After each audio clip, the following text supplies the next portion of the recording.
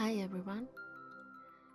In today's video I'll show you how to upload your artwork and designs into Redbubble, which is a print-on-demand site that will handle the payment, fulfill the orders and do the shipping for you. I'll also talk about what's going on with this channel at the end of the video, so stay tuned till the end if you want to hear that. To upload your traditional art to Redbubble, you need a high-resolution scan or a photo of the artwork. I usually scan my art at 600 dpi resolution and edit the levels, white balance, sharpness, brightness and contrast with GIMP, which is a free image editor. And I have multiple videos on my channel about how I edit my art if you want to see that.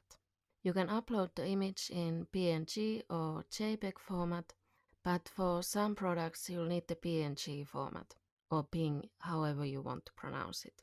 So you could select that from the beginning to upload to all products.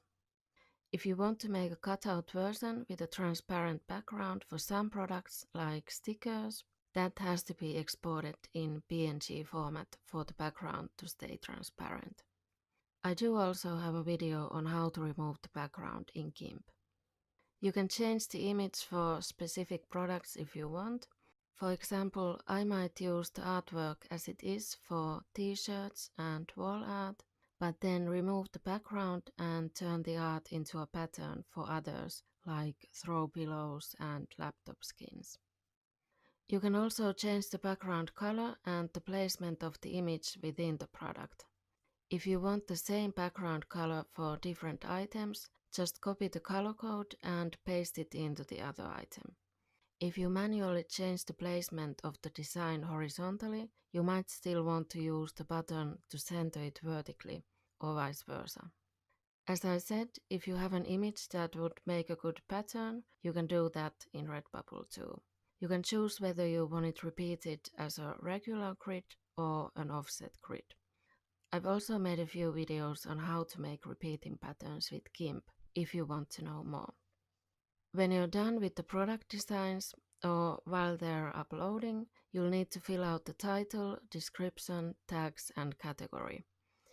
You can use Google Trends or some other keyword research tool to find good tags that suit the topic of your artwork. By comparing possible keywords, you can find the ones with the most search volume. You can also check the most popular related searches or related searches on the rise. I keep the title, tags and keywords in a notepad file so I can easily copy-paste them in if I'm uploading another similar artwork or uploading the same artwork to a different bot site.